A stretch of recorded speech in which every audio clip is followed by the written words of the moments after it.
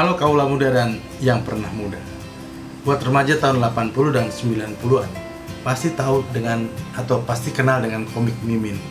Komik Mimin, mungkin pertanyaanmu gitu. Ya, ini dia, komik Mimin. Masih ingat? Seorang anak berkulit hitam, bertelinga caplang, ya, lebar, dengan topi baseball dan baju garis-garis. Sangat dekat dengan keseharian remaja tahun-tahun itu. Komik Mimin berasal dari Meksiko. Dalam penelusuran saya, komik Mimin ini aslinya bernama Mimin Penguin. Ditulis ceritanya oleh Yolanda Vargas Dulce dan digambar oleh Sixto Valencia. Begitu populernya komik Mimin ini, pemerintah Meksiko pernah menjadikannya sebagai visual perangko. Yang menariknya lagi, perangko itu kemudian jadi heboh di Amerika. Julukan Mimin kemudian muncul. Banyak anak-anak di Indonesia pada waktu itu yang tiba-tiba punya nama atau julukan baru, Mimin. Kenapa mereka dijuluki Mimin? Ya karena wajahnya, kulitnya, telinganya, rambutnya itu mirip sekali dengan tokoh Mimin ini. Ini Mimin apa nih? Pengalaman aneh. Ini misalnya seperti ini. Remaja-remaja atau anak-anak yang mendekati Mimin seperti ini tiba-tiba mendapat nama baru, Mimin. Jadi di dalam sebuah sekolah bisa jadi ada 2-3 orang yang namanya kemudian berubah menjadi Mimin. Buku ini diterjemahkan dari bahasa Inggris oleh Joko Lelono. Joko Lelono? Sepertinya saya kenal dengan Joko Lelono ini. Tapi apa iya ini Joko Lelono itu? Karena Joko Lelono yang saya tahu adalah seorang praktisi periklanan. Orang yang memang sudah sangat dikenal dan sangat legendaris di dunia periklanan Indonesia.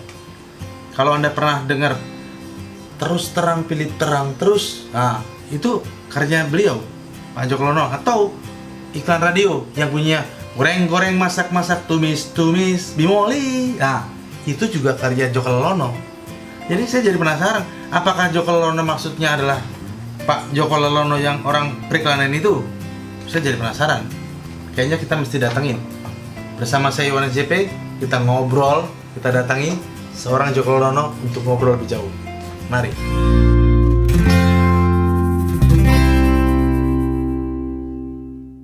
Halo kaula muda dan kaula yang pernah muda. Saya sekarang sedang ketemu dengan seorang yang bernama Joko Lelono.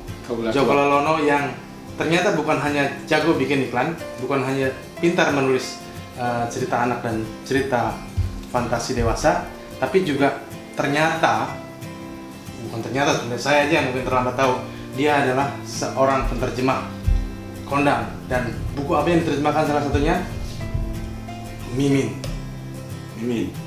Betul Mimin? Betul Mimin. Pak Joko bisa ceritakan kira-kira bagaimana ceritanya sampai pada waktu itu dapat kesempatan untuk menerjemahkan Mimin ini? Waktu itu memang saya sudah mulai banyak menerjemahkan, terutama karya-karya Enid Blyton, terus Tom Sawyer, segala macam dari Gramedia dan kemudian dari pustaka dari BPK atau BPK Gunung Mulia. Itu saya menerjemahkan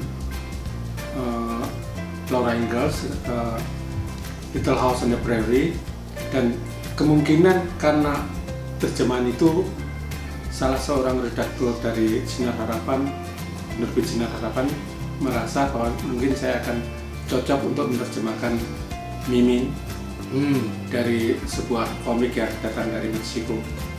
Jadi dapat kerjaannya gimana Bang? Ditelepon atau tiba-tiba ketemu di mana? Aku ditelepon terus ditanyain, kamu mau nggak nerjemahin Mimin? Saya langsung bilang mau karena honornya kan ya. Saya baru tahu kemudian bahwa ini sebuah komik dan jadi bukan tahu dulu komik apa seperti apa baru setuju? Enggak tahu baru.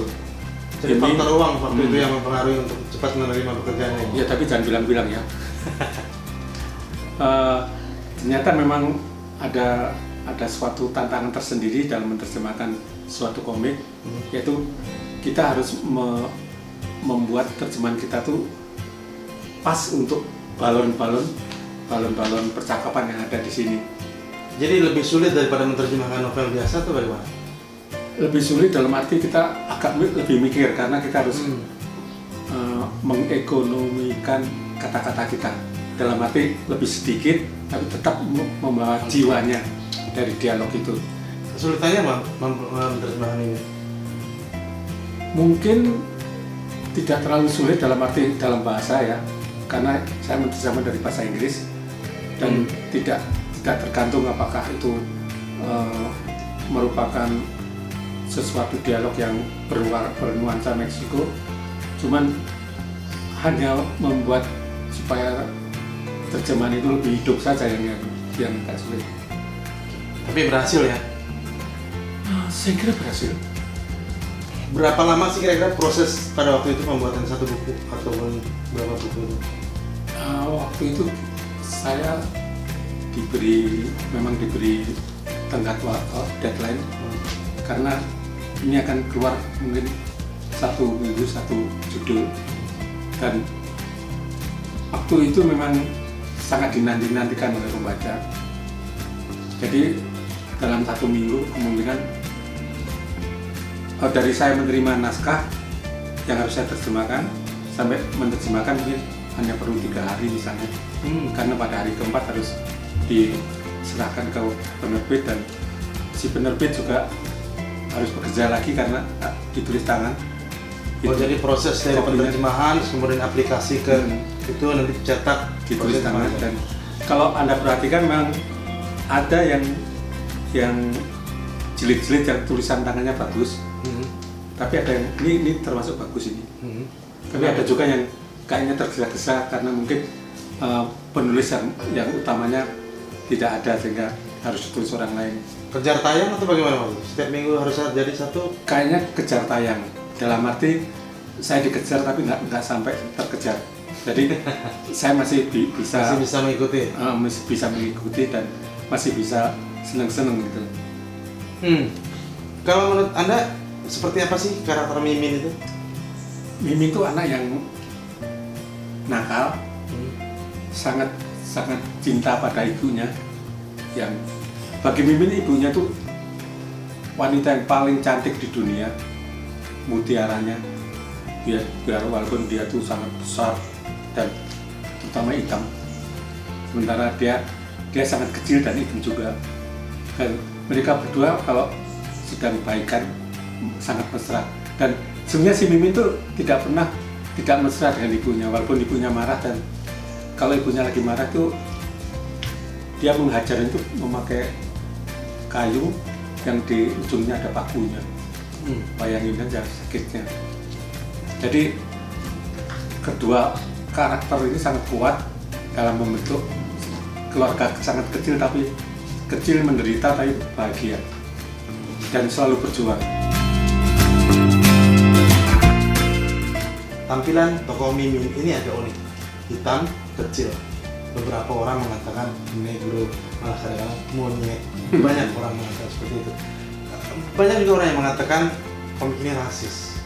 Ya. Apa pendapat Bapak? Pada awal-awalnya memang mungkin karena ingin menarik perhatian pembacanya, si Yolanda tuh agak membenturkan antara kehitaman si Mimin dengan lingkungannya. Sehingga kalau pada awal-awalnya terjadi semacam misalnya sindiran, ejekan, ledekan kepada si Mimin, itu lebih cenderung pada sesuatu yang menyakitkan. Sesuatu ejekan yang menyakitkan. Sehingga itu menimbulkan pendapat bahwa Mimin itu rasis. Kemudian banyak yang mengkritik sehingga akhirnya juga mendorong Yolanda untuk merubah gayanya sehingga tidak terlalu rasis, atau mungkin memang tidak rasis, dan kerjasama antara Mimin dan teman-temannya yang berkulit putih itu berkulit putih akan lebih berjalan dengan lancar.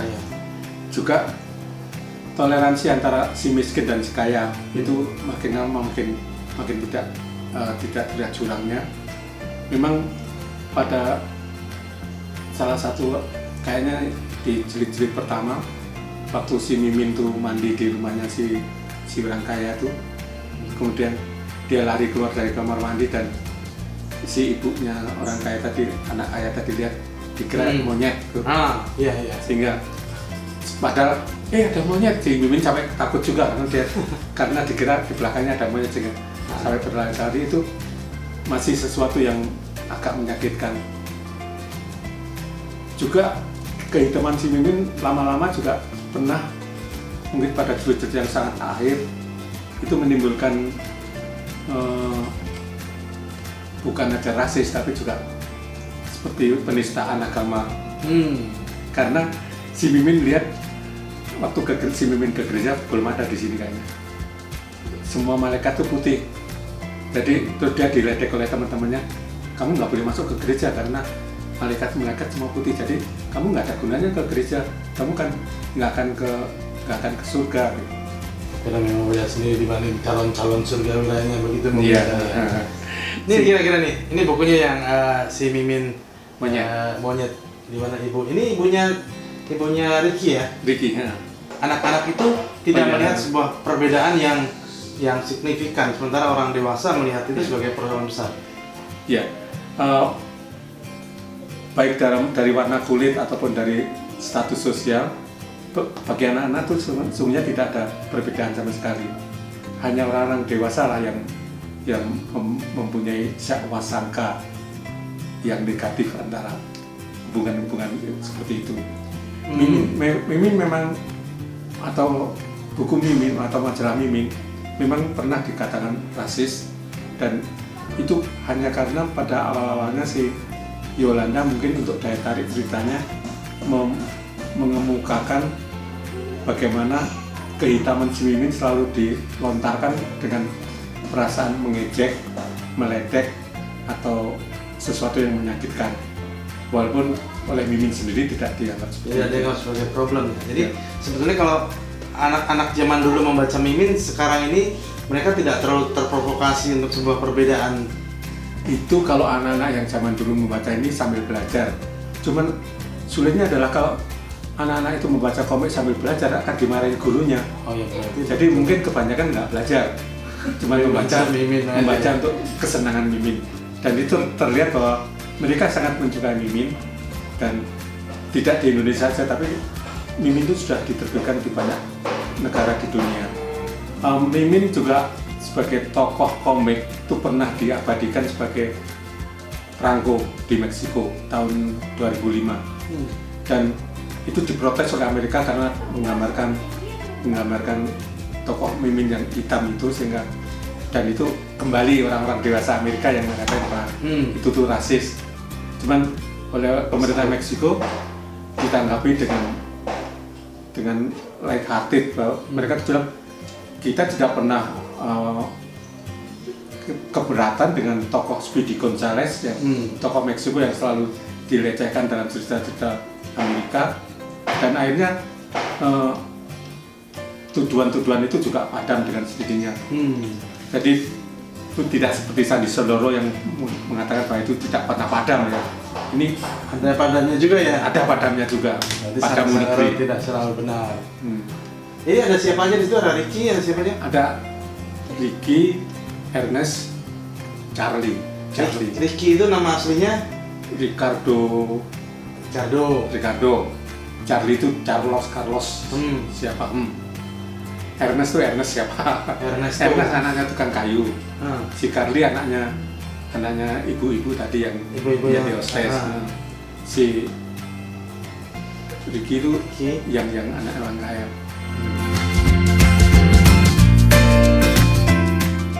Bagaimana pendapat Pak Joko tentang value positif yang bisa didapat dari membaca komik ini?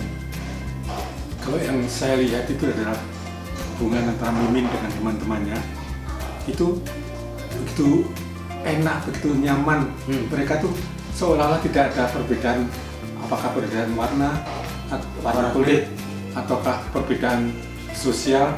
Si Mimin itu sangat melarat, si Ricky itu sangat kaya, dan si Charlie itu anaknya seorang hostes, si Ernest anaknya tukang kayu. Mereka tuh sama sekali tidak mempertimbangkan itu. Bahkan diceritakan situ bahwa problem-problem yang muncul itu adalah karena pandangan orang dewasa yang ada di situ. Mereka tuh biasanya saling mencurigai atau saling bersangka dengan hubungan antara kelas-kelas itu atau antara warna kulit atau mungkin antara agama. Jadi justru sebenarnya mimin ini memberikan satu contoh positif bahwa mestinya ini nggak sekompleks orang tua lihat. Iya. Tentang kehidupan Jadi itu. mereka tuh sangat terlihat telur asin.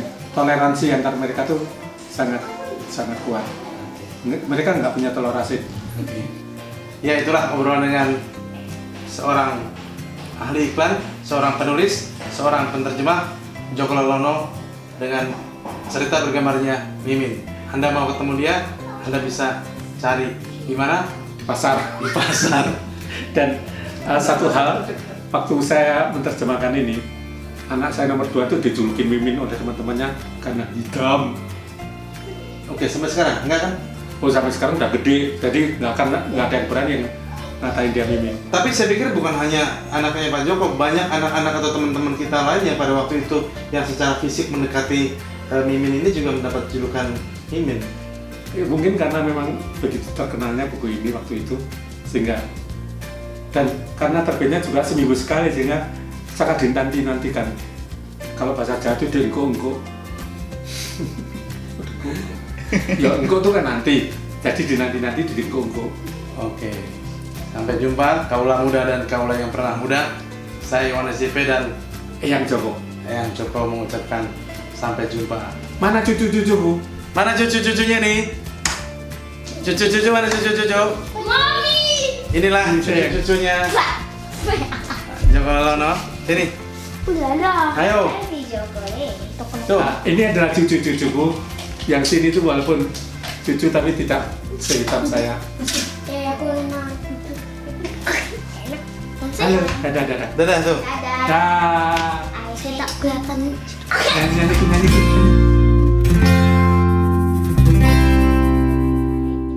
Hampir lupa. Saya hampir banget lupa. Buat kamu yang suka dengan video ini, please like.